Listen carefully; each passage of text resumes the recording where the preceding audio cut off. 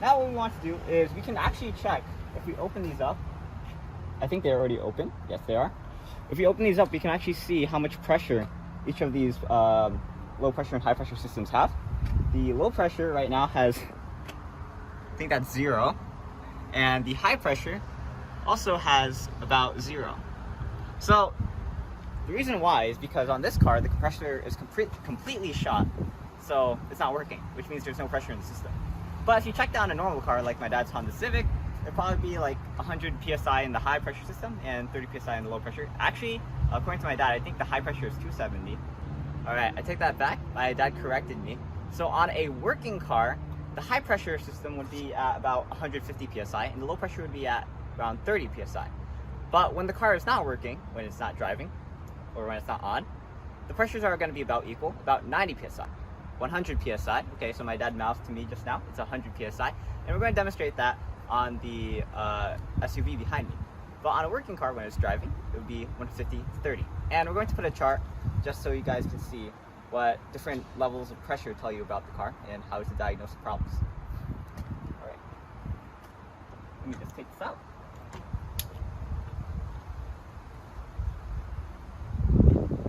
And we'll go check on the SUV.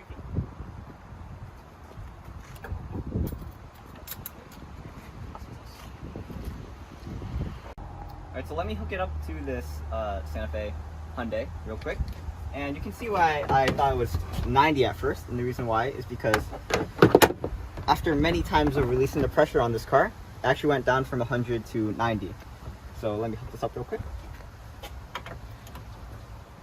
There we go. So also, this is a good time to mention, my glasses are broken right now, and I balanced them pretty well on my face, so I think it's okay for the purpose of this video. But the high pressure hose is now on. We're going to put the caps here so we don't lose them. Now I'm going to attach the low pressure cap, which is down here. So this is going to be a tricky angle. Take the low pressure off. And then we're going to attach the high pressure. Use the quick release.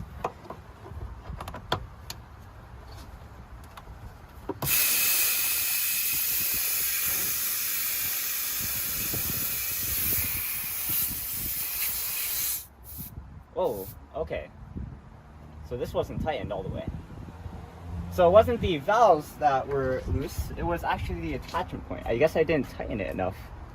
Huh. Alright, so no alarm here. You saw that as soon as this happened, I was checking every attachment point to make sure it was tight. That's how I located this. With this car, I'm not too worried about letting the air out. It's still environmentally unclean. I mean, it's not proper for the environment to let refrigerant out. Let's take a look at the pressure. You can see on the low pressure, it's about 70, 80, maybe 75 psi. It was about 90 before. And on the high pressure, it's about the same, 70, 80 psi. And the reason why it's not 90 anymore is because some of that came out. Yeah, so just to clarify, I keep saying 90, but that's because after my dad has released and reattached the hose many times, it sat at a level of 90.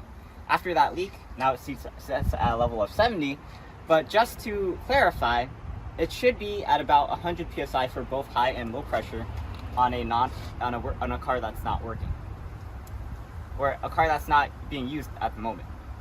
Not a car that's not working, like a car that is broken, like the compressor's not working, then it'll be 0 psi. I mean, depends on your problem. Okay, so we tried it on my dad's new Honda Civic, and it actually doesn't work.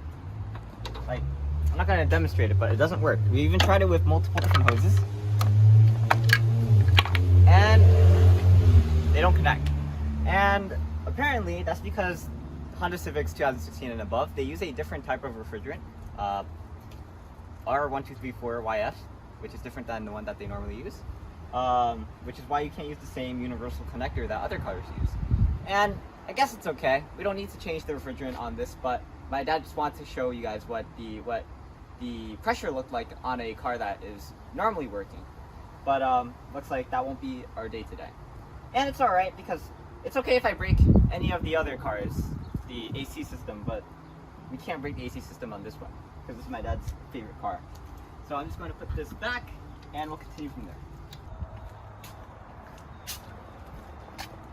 Okay, so we can't do it on my dad's new car, but what about my mom's new car, the Hyundai Acura MDX?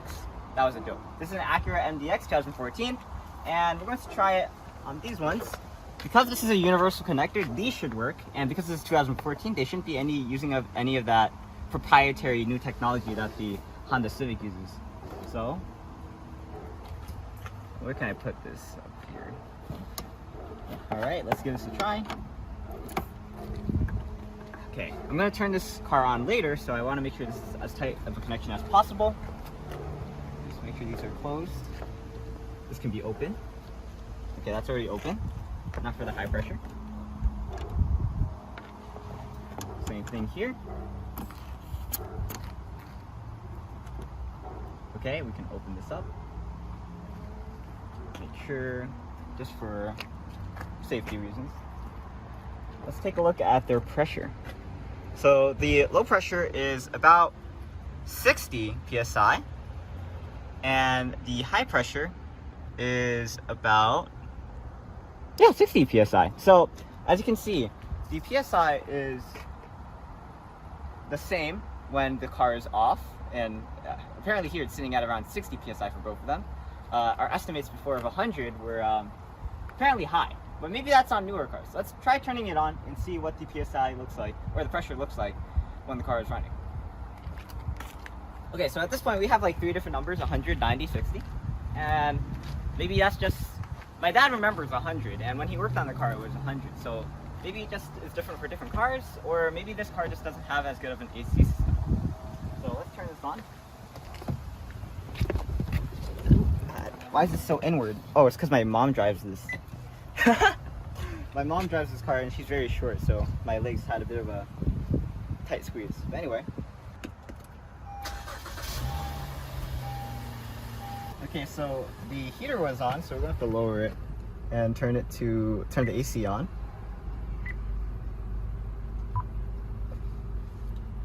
And just for prosperity's sake. Okay, now we can go check. Oh, I feel it. Let's go check on the PSI of the high and low pressure. Okay, so you can see it's actually moving downwards. It's stabilizing. Now it's moving upwards. Very interesting. Because it's a system in motion, it's not going to be very constant. This is hovering at about 40 to 30 psi. Now it's going back down to about 30. Maybe even less than 30. On the high pressure, it's going about 110. So before I said 150 high and 30 low is normal. It seems for this one, it's more like 40 and 110.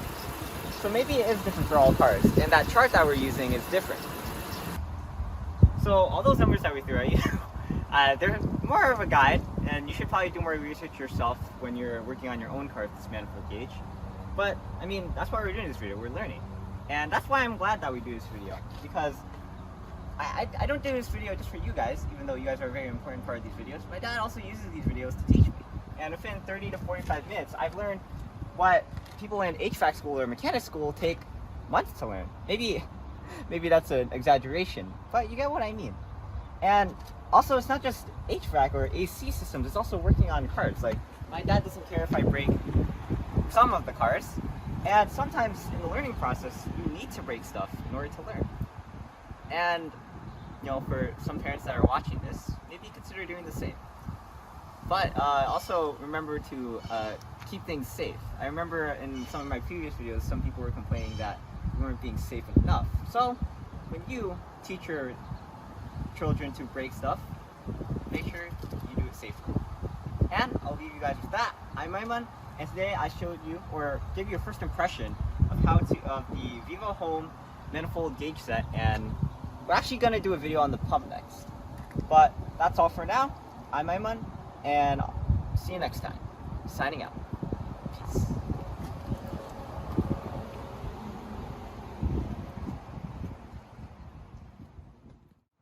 Ready?